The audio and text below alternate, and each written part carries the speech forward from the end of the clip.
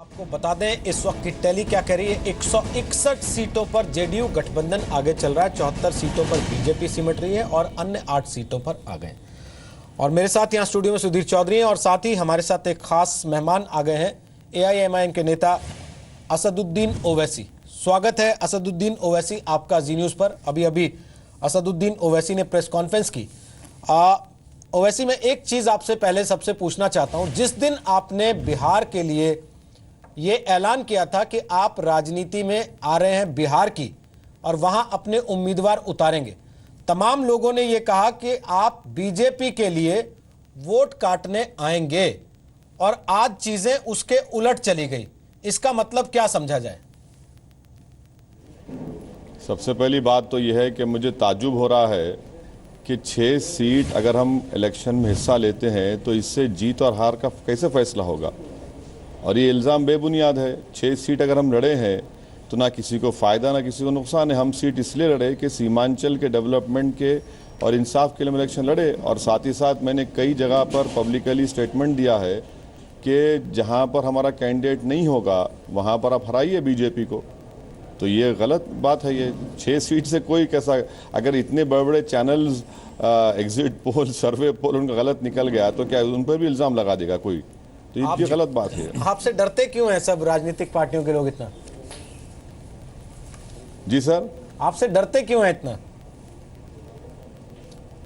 नहीं, मैं किसी को डरा नहीं रहा हूँ। मैं तो सिर्फ ये बात कर रहा हूँ कि देखिए, हिंदुस्तान की जमहूरियत में मुस्लिम अक़लियत की आवाज़ और दलित की आवाज़ होना बेहद ज़रूरी है और इसमें कोई बुरी बात नहीं है। हमारा पार्लियामेंट्री सिस्टम, इलेक्टोरल सिस्टम इस बात की इजाज़त देता है और हमको उसको उस स्पेस को पूरा करना चाहिए। आप देख लीजिए कि हिंदुस्तान की हमारे लोकसभा में और फिर बिहार में पिछले मर्तबा जो कितना रिप्रेजेंटेशन था मुस्लिम्स का, तो ये ज़रूरी है कि पॉलिटिकल रिप्रेजेंटेशन होगा तो कम्युनिटी से इंसाफ होगा, डेवलपमेंट होगा और सेकुलरिज्म मजबूत होगा। जी ओवैसी साहब, 6 सीटों पर आप लड़े, कितनी कामयाबी आपको हासिल हुई? नहीं, किसी पर भी कामयाबी हासिल नहीं हुई। मैं बिहार के अवाम के फ़ैसले को कबूल करता हूँ और हम इंशाअल्लाह ताला हमारे काम को जारी रखेंगे और मैं आपको यकीन दिला रहा हूँ कि आइंदा 5 साल में हमारी पार्टी और मजबूत होगी। जो हमसे जो कमज़ोरियाँ थी हम उसको दूर करेंगे। और मैं शुक्रगुज़ार हूँ उन 6 असम्बली कॉन्स्टिट्यूंसीज़ के अवाम का जिन्होंने हमारे हक़ में वोट का इस्तेमाल किया। मैंने मुबारकबाद दी है नीतीश कुमार को और उम्मीद करते हैं कि उनको जो इतना बड़ा मैंडेट मिला है उससे बिहार के अवाम से इंसाफ होगा, ख़ास तौर से सीमांचल को। और मेरा ये भी मानना है कि ये सबसे बड़ी शिकस्त है, पर्सनल शिकस्त है हिंदुस्तान के वज़ीर-ए-आज़म नरेंद्र मोदी की। और इस नतीजे से एक बात साफ़ हो गई कि जहां मोदी का मुकाबला नॉन कांग्रेस कॉम्बिनेशन से होगा वहां मोदी हारेंगे, जहां कांग्रेस से होगा वहां मोदी मजबूत रहेंगे। जी, ये ओवैसी साहब, जैसे कि हम बात कर रहे थे, आप 6 सीटों पर लड़े, कहीं भी आपको कामयाबी हासिल नहीं हुई। मुसलमानों की पहली पसंद आप क्यों नहीं बन पा रहे हैं? और आज भी बिहार का मुसलमान जो है वो वोट देने के लिए आरजेडी के पास चला जाता है, नहीं तो नीतीश कुमार के पास चला जाता है, नहीं तो कांग्रेस के पास चला जाता है। आप उसको एक और बेहतर विकल्प क्यों नहीं दे पा रहे हैं? नहीं, देखिए, पहली मर्तबा हम इलेक्शन लड़े हैं तो यकीनन हम अपनी कोशिश को जारी रखेंगे क्योंकि लोगों में एतमाद जीतना ज़रूरी है और हो सकता है कि हमको हमारी कमज़ोरियाँ रही होंगी और यकीनन है हम उसको दूर करेंगे। मगर मैं आपसे वादा कर रहा हूँ कि इंशाअल्लाह 5 साल के बाद आप और हम फिर बात करेंगे। मुझे पूरा यकीन है कि हमारी पार्टी और मजबूत रहेगी ग्राउंड पर और उसके बाद नतीजा भी अच्छा भी निकलेगा। और जो बात आपने अभी अभी कही ना कि जहां पर कोई सामने सीएम कैंडिडेट अच्छा मिल जाएगा, नॉन कांग्रेस उससे तो उसे नहीं हरा पाएंगे, केवल कांग्रेस को ही हरा सकते हैं ये लोग। ठीक ऐसी ही बात अभी ममता बनर्जी की पार्टी की तरफ से भी कही गई है। तो इसको कहीं हम ये समझें कि अब आपके सुर किसी नई जगह मिल रहे हैं क्योंकि आगे आने वाले दिनों में लोग बंगाल में चुनाव की आहट महसूस कर रहे हैं? नहीं, देखिए, आप लोग तो माहिर हैं, आपके पास पूरा डेटा होगा। पार्लियामेंट इलेक्शन का रिजल्ट देख लीजिए, सिवाय उत्तर प्रदेश को छोड़कर जहां जहां मोदी का मुकाबला नॉन कांग्रेस लीडर्स या पार्टी से हुआ वहां उनको कामयाबी नहीं मिली। फिर पार्लियामेंट इलेक्शन के बाद महाराष्ट्र में भी देख लिए, महाराष्ट्र में शिवसेना उनके खिलाफ ठहरी और दिल्ली देख लीजिए, कामयाबी नहीं मिली, अब बिहार आ गया। तो ये बात तो हकीकत है। जी ओवैसी साहब, आप खुद राजनीति में हैं इतने वर्षों से, आपका परिवार राजनीति में रहा है। एक पार्टी के अध्यक्ष होने के नाते नहीं, लेकिन एक स्टूडेंट ऑफ पॉलिटिक्स होने के नाते अगर मैं आपसे कहूं कि आपका आज का बिहार का विश्लेषण क्या है, तो आप कैसे डिफाइन करेंगे आज के नतीजों को?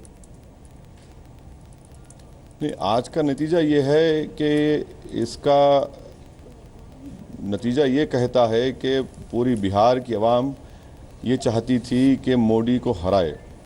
बिहार की आवाम ये चाहती थी कि बिहार की तरक्की हो, और बिहार की आवाम ने देखा कि गठबंधन में ज़्यादा उनको भरोसा था, इसलिए उनको उसके हक़ में वोट दिया। और सबसे अहम बात यह है कि पिछले 17 महीने में जिस तरीक़े से इकॉनमी रिवाइव नहीं हुई, जिस तरीक़े से बॉर्डर पर हमारे सिपाही मारे गए, तो ये जो बुनियादी मुद्दे थे मोदी के, वो उसमें बिल्कुल सरासर नाकाम साबित हुए। कीमतों में इजाफा हो गया, फिर उन तमाम पार्टी के दादरी का वाक़या, इस तमाम चीज़ें ये पैगाम एक दिया कि भाई इसमें पर्सनली मैं समझता हूँ कि बहुत बड़ी शिकस्त हुई है हमारे वज़ीर आज़म की। आपका इंटरेस्ट किस में था, मोदी की हार में या अपनी पार्टी की जीत में? मेरा इंटरेस्ट सबसे पहले ये था कि मोदी हारे और मेरी पार्टी जीते। चलिए हम एक मकसद में कामयाब हो गए, दूसरा मकसद इंशाल्लाह उसके लिए मेहनत करेंगे, जुस्तजू करेंगे, आवाम का एतमाद हासिल करेंगे, और इंशाल्लाह ताला 5 साल के बाद हम फिर जब बिहार में इलेक्शन लड़ेंगे तो मुझे पूरा यकीन है कि बिहार और सीमांचल की आवाम हमको अपने वोट से और कामयाब करेगी। बिहार के पहले तो कई सारे इम्तिहान आ जाएंगे। हाँ, अब यूपी आएगा, यूपी में तो लड़ेंगे। यूपी में पिछले 3 साल से हमारा काम चल रहा है, ऑर्गेनाइजेशनली हम ज़्यादा वहाँ पर स्ट्रॉन्ग है बनिस्बत बिहार के, और उसमें और मेहनत करेंगे, जुस्तजू करेंगे, कोशिश करेंगे। मुझे पूरा यकीन है कि उत्तर प्रदेश में अच्छा नतीजा आएगा। ओवैसी साहब, आपकी मैं कुछ कमेंट्स लेना चाहता हूं 2-3 चीज़ों पर। जैसे बीफ के ऊपर बहुत ज़्यादा चर्चा रही इस दौरान, इलेक्शन कैंपेन के दौरान। दूसरा एक बड़ा बयान यह आया कि अगर बीजेपी हार गई तो पाकिस्तान में पटाखे फोड़े जाएंगे। इनटॉलरेंस का पूरा माहौल बना लिया गया। तो जो एक माइनॉरिटी वोट बैंक जो होता है, ख़ासतौर पर जो मुसलमान वोटर, क्या आपको ऐसा लगता है, वो तो चलो खिसक कर उधर चला ही गया, उसके मन में एक इनसिक्योरिटी आई होगी, लेकिन पोलराइजेशन नहीं हो पाया जो कि बीजेपी चाहती थी? बीजेपी ये भूल गई कि जानवर वोट नहीं डालते कैंडिडेट जिताने के लिए, इंसान वोट डालते हैं। और जब इंसान जाकर वोट डालते हैं तो इंसान की जो ज़रूरियात हैं, इंसान की सिक्योरिटी का मसला है। और अगर आप खौफ की सियासत कब तक करते रहेंगे? खौफ की सियासत कामयाब होने वाली नहीं है। डेवलपमेंट पे नाकाम साबित हो गए। और दूसरी बात कि ये जो स्टेटमेंट्स आए, दादरी के वाक़यात हुए, ये तमाम चीज़ें आवाम का एक जहन बनाने में बड़ी आसानी होगी आवाम को। तो सवाल सिर्फ मुसलमान का नहीं था, बल्कि पूरी बिहार की आवाम ने एक डिसाइसिव मैंडेट दिया है बीजेपी के पूरी पॉलिटिक्स, इकोनॉमिक मैनेजमेंट के ऊपर, और ये एक बहुत बड़ा स्ट्रॉन्ग वर्डिक्ट है प्राइम मिनिस्टर के ऊपर। जी, तो नेशनल पॉलिटिक्स के ऊपर आप इसका क्या असर देखते हैं बिहार के चुनावी नतीजों का? मुझे ये लगता है कि आइंदा 2.5 से 3 साल चलाना इस गवर्नमेंट को बहुत मुश्किल होगा। मैं तो ये नहीं कहूँगा कि लेम डक गवर्नमेंट हो जाएगी ये, बल्कि चलाना बहुत मुश्किल होगा, क्योंकि ये अपने फितरत को बदलने वाले नहीं है। मुझे पूरा यकीन है कि जिस तरह के बयानात या स्टेटमेंट्स आते रहे वो आते रहेंगे। जो वाक़यात, खुदा ना खास्ता हम उम्मीद करते हैं कि वाक़यात ना हो दादरी की तरह, मगर ये जो पूरी मुल्क में इंटॉलरेंस की जो डिबेट चल रही है, बीजेपी इसको समझ नहीं पा रही है और उल्टा एरोगेंस का और गुरूर का मुजाहरा कर रही है। तो अच्छा है, ये हिंदुस्तान की आवाम देख रही है कि जिनको 17 महीने पहले वोट से नवाजा था, कामयाब किया, आज उनका क्या चेहरा है। एक बात और बताइए कि क्या आपको ऐसा लगता है कि नीतीश कुमार इस बार जो जीते हैं, क्योंकि नरेंद्र मोदी के साथ सीधी टक्कर थी, मुकाबला था, क्या आपको ऐसा लगता है कि नेशनल पॉलिटिक्स में नीतीश कुमार अब एक सबसे बड़े सेकुलर फेस के तौर पर उभर कर सामने आ सकते हैं? उनके समर्थक तो यहाँ तक कह रहे हैं कि अब 2019 में मोदी के सामने सबसे बड़ा सेकुलर फेस नीतीश कुमार का होगा। सर मैं इसको ज़्यादा ओवर स्ट्रेच कर रहे हैं हम लोग, क्योंकि अभी 2.5-3 साल बाकी हैं। तो नहीं मालूम, पॉलिटिक्स में 2.5-3 साल एक बहुत लंबा अरसा होता है। क्या क्या डेवलपमेंट्स होंगे, क्या चेंजेस होंगे, इस पर तबसरा अभी नहीं किया जा सकता। मगर यकीनन नीतीश कुमार को बहुत बड़ा फ़ायदा हुआ है आज की वर्डिक्ट से, क्योंकि वो एक फेस थे उस गठबंधन के। तो यकीनन उनको इसमें उनको तक़वियत मिलेगी। मगर अब 2019 में जैसा आप कह रहे हैं वैसा होगा, मुझे नहीं मालूम क्या होने वाला है 2019 में। मगर यकीनन असल वॉर या असल जंग तो 2019 की होगी, क्योंकि अगर उसी में अगर मोदी की शिकस्त होती है तो जब भी बीजेपी पावर से दूर होगी। अभी तो उनको 3 साल का टाइम है उनके पास। जी ओवैसी साहब, इस वक्त आपका मनपसंद लीडर या मनपसंद पार्टी जो कि आइडियोलॉजी में आपके सबसे करीब हो, जिसको आप समर्थन देना चाहते हो या जिसके साथ आप सबसे कंफर्टेबल फील करते हो, वो कौन है? वो चेहरा कौन है? सर ये सारे तो आपके दुश्मन नहीं हो आप सकते। जो है ना, आप नहीं सर, अब देखिए यकीनन मुझे किसी से भी कोई पर्सनली दुश्मनी नहीं है, मगर आइडियोलॉजिकली हम बीजेपी आरएसएस के ख़िलाफ़ थे और रहेंगे। अब पसंद नापसंद तो सर अब ये तो सियासत है, कभी पसंद आएगा कभी पसंद नहीं आएगा, मगर फिलवक्त हमको अपनी पार्टी के लिए काम करना है। नीतीश कुमार और राहुल गांधी में से किसको कबूल करना चाहेंगे आप? नहीं सर, अभी ये 2019 में आप लोग तय करेंगे, आवाम तय करेगी। नहीं मालूम कौन सा चेहरा सामने आएगा 2019 में। जब ये इस सवाल का जवाब जब ही दे सकते हम, जो चेहरा सामने आएगा। जब आप पूछ लीजिए कौन पसंद है, अभी तो बहुत जल्दी हो जाएगा।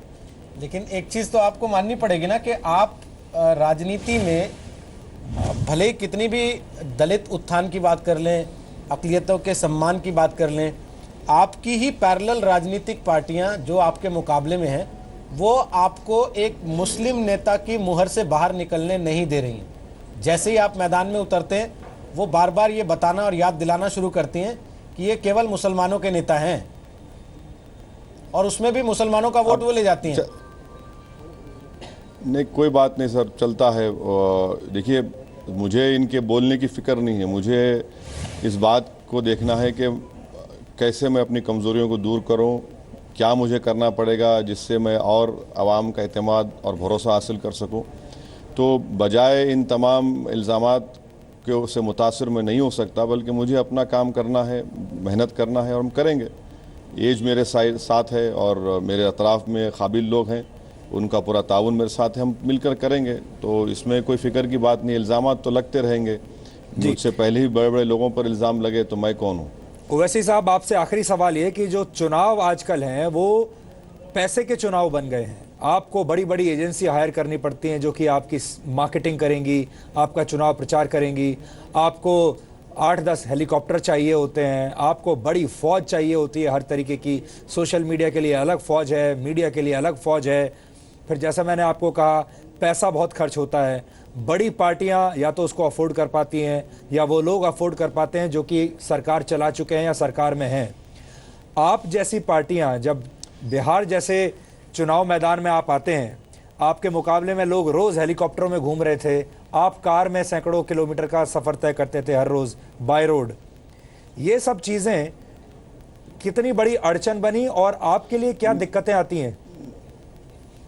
नहीं, यकीनन मैं आपकी बात से सरासर मुत्तफ़िक़ हूँ, मगर याद रखिए कि बीजेपी के पास जितने रिसोर्सेज थे फाइनेंशियल, वो किसी के पास नहीं थे। मगर कितने 15-20 हेलीकॉप्टरों ने हायर किए, क्या नतीजा निकला? देखिए, जब तक आप ज़मीन पर आवाम का एतमाद हासिल नहीं करेंगे, आप कामयाब नहीं हो सकते। हाँ, यकीनन सोशल मीडिया है, सोशल मीडिया वहाँ पर आपको हेल्प करेगा जहाँ पर कनेक्टिविटी का इशू ना हो, जहाँ पर कम से कम 3G नहीं तो 2G आ जाए। मगर ये सब चीज़ें हैं, मगर सोशल मीडिया ने एक्शन एक्सपेंडिचर को कम भी किया है। अब रहा सवाल हेलीकॉप्टर का, एडवर्टाइजमेंट का, यकीनन ये छोटे पार्टीज़ को आप कंपेयर नहीं कर सकते खास रूलिंग पार्टीज़ के साथ। मगर मेरा आज भी मानना है कि कोई रिसोर्सेज की बुनियाद पर आपकी लीड बढ़ सकती है मगर कोई गारंटी नहीं है कि आप जीत जाएंगे। हो सकता है कहीं ना कहीं जीत जाएंगे, मगर कोई गारंटी नहीं है कि वो आपको कामयाबी दिलाएगा। जी, आपका अभी तक का सबसे शांतिपूर्ण इंटरव्यू ये रहा होगा। आज हम आपसे कोई लड़ाई झगड़ा नहीं कर रहे। पता नहीं हम हम सॉफ्ट स्पोकन हो गए हैं या आज आप बहुत ज्यादा सॉफ्ट स्पोकन हैं, क्योंकि आप एक भी सीट निकाल नहीं पाए। शायद 2-4 सीट आपके खाते में आ गई होती तो क्या मैं ये समझूं कि आपका तेवर अलग होता, आज अलग है इसलिए कि नहीं आई? नहीं। देखिए, अगर आप मुझसे कोई एग्रेसिव सवाल करेंगे तो एग्रेसिव जवाब दूंगा। और मुझे लगता है कि सुबह से इतनी देर से आप बैठे हैं, थोड़ा थक गए होंगे, आप भी थोड़ा ब्रेक लीजिए ताकि फ्रेश होकर फिर आप और पॉइंटेड सवाल करेंगे। ओवैसी साहब, बहुत बहुत शुक्रिया और चलते चलते आपको दिवाली की भी बहुत बहुत शुभकामनाएं। शुक्रिया सर, आपको भी। Thank you sir, thank you.